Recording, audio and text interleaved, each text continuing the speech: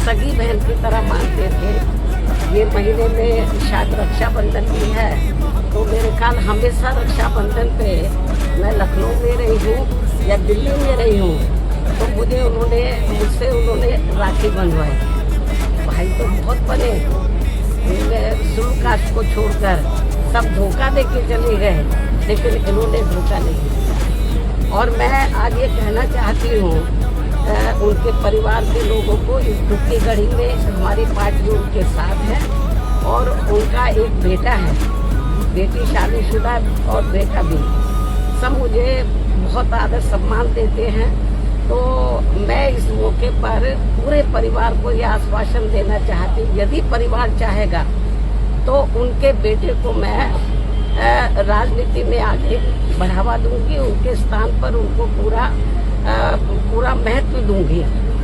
हालांकि ये मौका ऐसा कहने का नहीं है, लेकिन फिर भी मैं उनको जो है, उनके परिवार को ये दुख की घड़ी में राजनीति में वो काफी सक्रिय रहे हैं, समाज में लोगों की बहुत सेवा करते रहे हैं। तो मैं, परिवार चाहेगा तो उनके बेटे को मैं राजनीति में आगे करूंगी।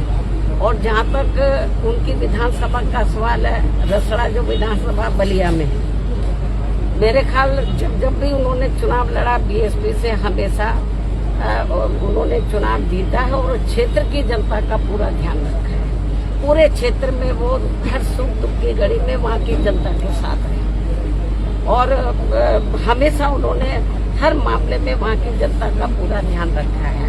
और मुझे लगता है उनकी विधानसभा के क्षेत्र के लोग भी चाहेंगे कि अब वो नहीं रहे हैं, उनके बेटे को बढ़ावा दिया जाए।